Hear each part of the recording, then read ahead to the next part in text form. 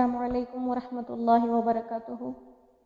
الحمد للہ کفا وسلام علی عبادہ الذین اصطفى، اما بعد فقد قال اللہ تبارک وتعالی فی کلامہ المجید والفرقان الحمید، اعوذ باللہ من الشیطان الرجیم، بسم اللہ الرحمن الرحیم، وَلَقَدْ يَسَّرْنَا الْقُرْآنَ لِلذِّكْرِ فَهَلْ مِن مُّدَّكِرٍ۔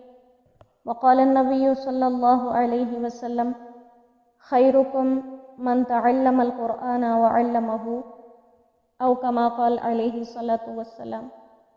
اللهم صل على محمد وعلى آل محمد كما صليت على إبراهيم وعلى آل إبراهيم إنك حميد مجيد۔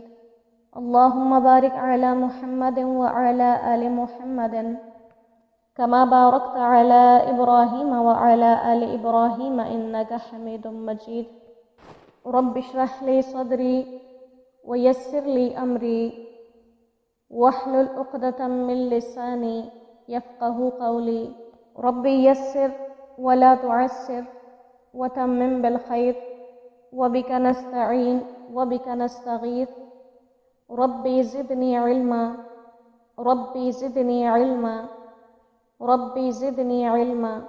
الحمدللہ، اللہ پاک کے فضل اور اس کے احسان سے ایک نئی فجر ہے، ایک نیا دن ہے، ایک نئی صبح ہے، اور ایمان کی دولت کے ساتھ اللہ نے زندگی کی دولت بھی نصیب فرمائی۔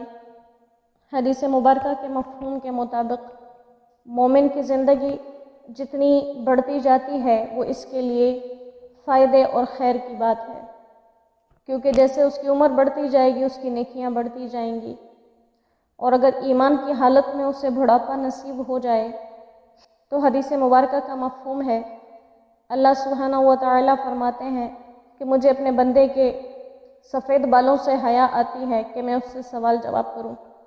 ایمان والوں کے لیے اللہ سبحانہ و تعالی نے ہر معاملے میں خیر رکھی ہے، بھلائی رکھی ہے، رات اور رات کی تاریکی میں بھی فائدہ ہے، صبح اور صبح کے اجالے میں بھی فائدہ ہے، اور ہر آنے والا نیا دن انسان کو یہ صدا دیتا ہے، یہ سبق دیتا ہے، اس بات کی طرف توجہ اور دھیان دلاتا ہے کہ اگر پچھلی زندگی غفلت میں گزر بھی گئی تو آنے والے کل کے لیے تیاری کر لو، کیونکہ آج کی جو صبح ملی ہے، آج کا جو دن ملا ہے، مزید ملے گا یا نہیں، اس کا علم صرف اللہ سبحانہ و تعالیٰ کو ہے، انسان کو اس بات کا علم نہیں ہے۔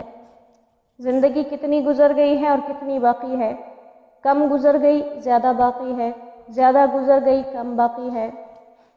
صرف ایک عالم الغیب والشہادہ اللہ سبحانہ و تعالیٰ کی ذات ہے جس کو یہ معلوم ہے، اور فجر کے ساتھ بہت سی باتوں کی مناسبت ہے۔ جیسے فجر میں اجالا ہوتا ہے، ایسے ہی ایمان کو بھی روشنی والا کہا گیا۔ جیسے فجر ایک نئے دن کا اعلان کرتا ہے، ایسے فجر ہر انسان کو اس کی زندگی کے لیے مہلت بتانے کا اشارہ ہے۔ فجر کے وقت کیے جانے والے اعمال بھی اللہ کو زیادہ پسند ہیں، اسی لیے علماء اور مشائخ فجر میں زیادہ تر نیک کام کرنے کی تاکید کرتے ہیں۔ نماز کے بعد ذکر اذکار کیے جائیں، قرآن کریم کی تلاوت کی جائے، تسبیحات کی جائیں، کیونکہ قرآن کریم میں دوسری جگہ ارشاد ہے ان قرآن الفجر کان مشہودا، کہ قرآن کریم جو فجر کے وقت ہے یہ مشہود ہے، اور حدیث مبارکہ میں اس کی تفسیر ملتی ہے کہ مشہود و معنی دو تین چیزیں ہیں۔ ایک تو مطلب مشہودہ کا مطلب یہ ہے کہ فرشتے اس کو براہ راست سنتے ہیں، دوسرے اس وجہ سے مشہود کہا گیا کہ دن اور رات میں فرشتوں کی ڈیوٹی دو دفعہ تبدیل ہوتی ہے، جو فرشتے فجر کے وقت آتے ہیں وہ عصر تک رکتے ہیں، عصر کے وقت نئے فرشتے آتے ہیں اور صبح والے چلے جاتے ہیں۔ تو فجر کی نماز میں یہ دونوں وقت کے فرشتے جو عصر کو آئے ہوتے ہیں اور فجر میں واپس جانے والے ہوتے ہیں وہ بھی، اور جو فجر میں نئے آتے ہیں وہ بھی موجود ہوتے ہیں، اس لیے اس کو مشہود کہا گیا۔ اور دوسرا یوں کہا گیا جیسے براہ راست اس کو خود سننے والی ذات اللہ سبحانہ و تعالیٰ کی، حاضر اور مشہود ہو انسان جیسے اللہ کے سامنے، کیونکہ نیند کا وقت ہے، نیند سے جاگنا اور نماز پڑھنا انسان کے لیے دنیا میں سب سے زیادہ ضروری اور اہم چیز نیند ہوتی ہے۔ اس سے بیدار ہونا اور خالص نماز کے لیے اٹھنا کہ اور کوئی کام نہ ہو، صرف نماز کے لیے اٹھنا، یہ بہت بڑی بات ہے۔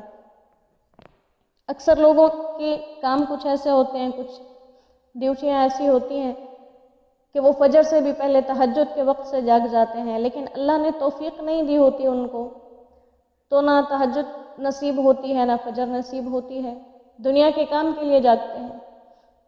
اور کچھ ایسے ہیں جنہیں اور کوئی کام نہیں، صرف فجر کی نماز کے لیے جاگتے ہیں، تو یقیناً یہ اللہ کو پسندیدہ لوگ ہیں۔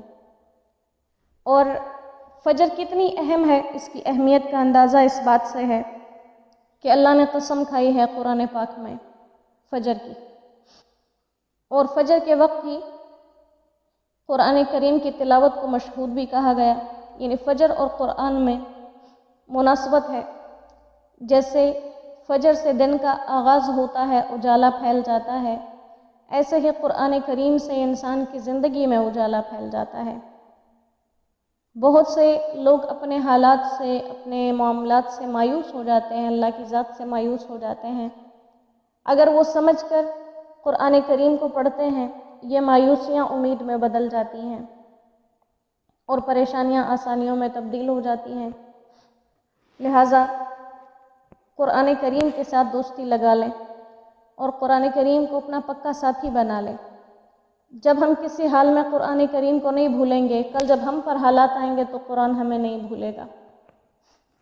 تو انشاءاللہ ہم قرآن کریم کی تلاوت کرنے والے بن جائیں اور فجر کے وقت کو ضائع نہ کریں، بلکہ فجر کے وقت کو اپنے لیے کامیاب بنائیں۔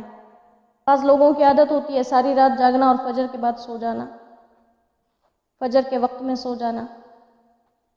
اللہ سے توفیق مانگیں کہ فجر کی عبادتیں اللہ ہمیں نصیب فرما دیں۔